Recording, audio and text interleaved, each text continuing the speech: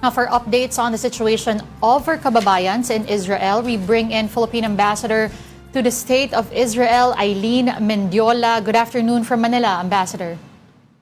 Magandang hapon sa inyo, Lord and Denise. Okay, first off, Ambassador, can you please help us and describe what you're seeing there and how the embassy actually assess the situation on the ground for both the civilians and diplomatic staff like yourself? Okay, so just before coming into this interview, we came out of the shelter because the missiles keep on coming from Israel, from Iran. So every so often, the people here in Israel would have to literally stay in the bomb shelters. No, Israel is in a state of emergency. Movement is very limited. Gatherings are not allowed. School's out. Work is out. You can only go out if you need to go to the supermarket, for example, to restock. Basically, this is the situation right now. For here in Israel for quite a bit, this is, if I may say so, this is a regular occurrence. Oh, ma'am, okay. Si Lord po, Lord De Vera po, every year, pag kinausap mo ang average Pinoy OFW living in Israel, sasabihin nila, every year nangyayari, medyo sanay na kami dito. Pero ang sinasabi ng iba, napaka-unprecedented raw nitong sitwasyon ngayon. Kasi in terms of escalation at dumamay pa yung Hezbollah pa pala, no? Pero hindi raw ba nag-work ang Iron Dome at pwede nyo pong pag-usapan kung in terms of unprecedented, how unprecedented this situation is, ma'am? Tama ka, Lord. Yung unprecedentedness nito, makikita mo sa number of times and yung length of time that we stay in the shelter. Dati kasi, pagkatapos ng isang missile run, after 10-15 minutes, pwede na kaming lumabas. Pero ngayon, nasa loob ka ng shelter, darating na naman yung attack. So, literally, kung minsan 1 hour and a half, dire-diretso, nasa shelter kami. So, sa ganun na sitwasyon, unprecedented siya. Opo. But at the same time, in terms of, knock on wood, yung so far, yung mga impact sites, it's not like what we've seen before. In a sense, naging effective yung Iron Dome in quelling yung mga missile attacks. Largely also because nandiyan din yung mga Amerikano at saka yung mga ibang karating bansa, they're also protecting, no? They're also sending out their yung defensive missiles nila. Having said that, each situation naiiba naman talaga, no? Para sa mga ibang tao, iba din nila hinahandle yung mga ganitong pangyayari. Definitely, it's not something na na kids play, kumbaga, siya. It's a very serious situation, and madalas namin sabihin sa community, and we always push it dun sa aming mga social media platforms, na kailangan sundan yung utos ng Homefront Command, yung guidance ng Homefront Command. Stay in the shelter hanggang sa point na i-inform ka lang na pwede ka nang lumabas. Okay. Ambassador, reports say na meron na daw pong 54 OFWs as well as 22 daw po, no, yung mga turistang nandyan who have expressed their desire to be repatriated. Pwedeng paki-clarify lang po, I guess, yung procedures of the embassy in extending that kind of assistance to them.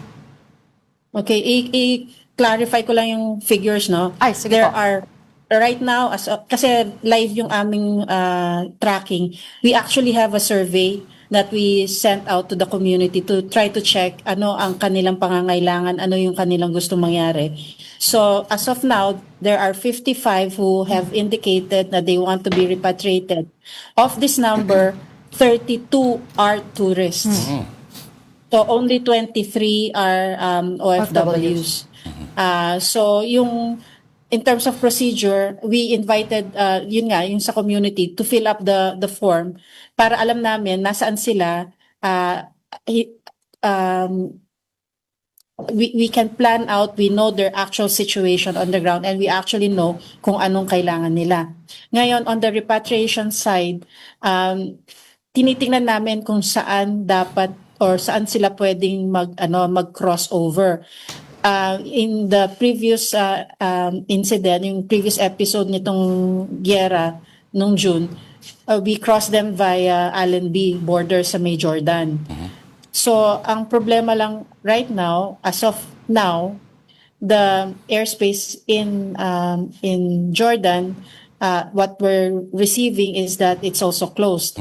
We coordinate very closely with our embassy in Amman, kay Ambassador Fred, kasi sila yung tatanggap ng mga nililikas natin, no? So, yun yung situation. Kung makalipat man doon sa Jordan, walang katiyakan kung kailan pwedeng lumipad yung mga kababayan natin.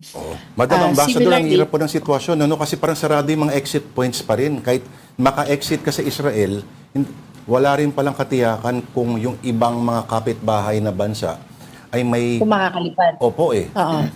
Oo. Ang siguradong alam namin pwedeng lumipad is if we take them via Egypt. Pero yung distansya Opo. from Tel Aviv to Egypt, medyo mahabang biyahe siya by land. So yan yung kailangan namin i-consider dahil kung may kung very active yung mga missile attacks, ayaw naman natin na yung mga kababayan natin left out in the open, no? So it's also not safe. So sa ganun na sitwasyon, I discuss this very deeply sa mga counterparts ko na ambassador dito na nagbabalak na maglipat ng mga kanilang mga citizens, and we try to come up with a route na alam namin na relatively safe. Ngayon, ang problema lang kasi, even Jordan or even Cairo, nangangailangan ng visa para, so hindi rin overnight, no, pwedeng gawin yung repatriate.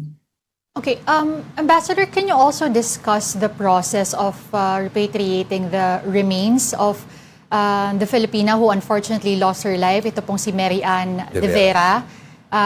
Paano po maiuwi ang kanyang labi sa kanyang pamilya po dito sa Pilipinas? Of course, it is our wish na maiuwi kaagad yung bangkay ni Mary Ann, no? At syempre yung asawa niya nandito kasi din no? Sa Israel. Nandito siya. So again, the challenge, saan namin siya idadaan? Saan namin sila idadaan? Kasi sarado nga yung sarado yung airspace. So nasa ganun na sitwasyon. So the remains of Mary Ann are there in the morgue, no? So we're waiting for an opportune time na kung saan pwedeng sa pinakamadaling panahon at pinakamabilis na panahon maipadala sa Pilipinas kasama syempre yung kanyang asawa. Opo.